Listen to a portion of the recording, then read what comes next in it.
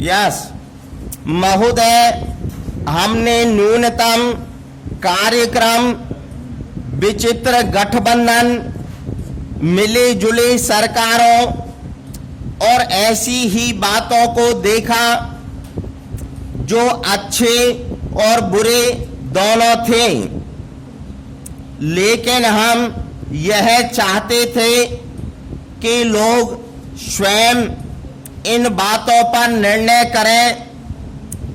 आज भी हमारी यही नीति है, लेकिन जब मिली जुली सरकारों के आंतरिक तनाव और मतभेद अव्यवस्था को जन्म दे, तब इन सब बुराइयों का दोष केंद्र के मत्थे नहीं मढ़ा जाना चाहिए।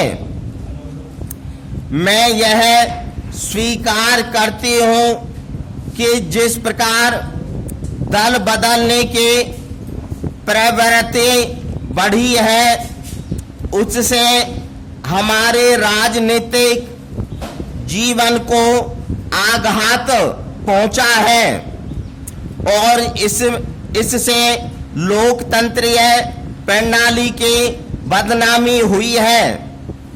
हम सब लोग जो देश और लोकतंत्र का हित विचारते हैं, इस बात से निश्चय ही चिंतित होंगे कि एक पार्टी के कार्यक्रम पर निर्वाचित प्रतिनिधि और एक पार्टी के विचारधारा के आधार पर निर्वाचित प्रतिनिधि इस तरह दल बदले, दूसरे दलों में शामिल हो और वापस अपने दलों में लौट जाएं और यह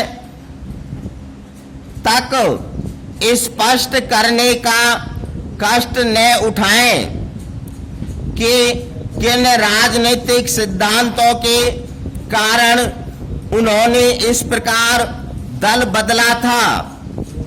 हम सब लोग इस सदन के दोनों पक्ष के लोग इसकी अवश्य निंदा करेंगे। पैरा, मैं समझती हूं कि यह दोष सही नहीं है कि किसने यह काम शुरू किया, कब किया, कैसे किया और कहां किया। हमें अब भविष्य की ओर ध्यान देना चाहिए और इस पर इस प्रकार विचार करना चाहिए जिससे हमारी लोकतंत्रीय व्यवस्था और मजबूत हो। माननीय सदस्य ने अत्यधिक उत्तेजनापूर्ण भाषण किया है, लेकिन अपने इस भाषण के दौरान, जैसा कि आपने शायद ध्यान दिया हो, उन्होंने स्वयं कहा कि उनका दल संयुक्त मोर्चे के भीतर राष्ट्र विरोधी शक्तियों से संघर्ष करने की तैयारी कर रहा है।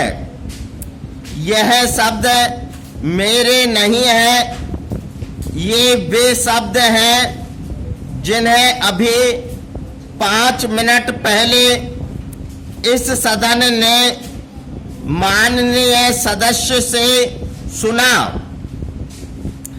पश्चिमी बंगाल में कौन हिंसा की बात कहता रहा है? आज नहीं, जब ये घटनाएं हुई हैं, बल्कि इससे महीनों पहले कौन यह बात कहता रहा है? हम सब लोग समाचार पत्रों में प्रकाशित भाषणों को पढ़ते रहे हैं। स्पष्टतया माननीय सदस्य को इस मामले के बारे में कहीं अधिक अंदरूनी जानकारी है, क्योंकि हमें केवल समाचार पत्रों में प्रकाशित रिपोर्टों से ही यह जानकारी मिली।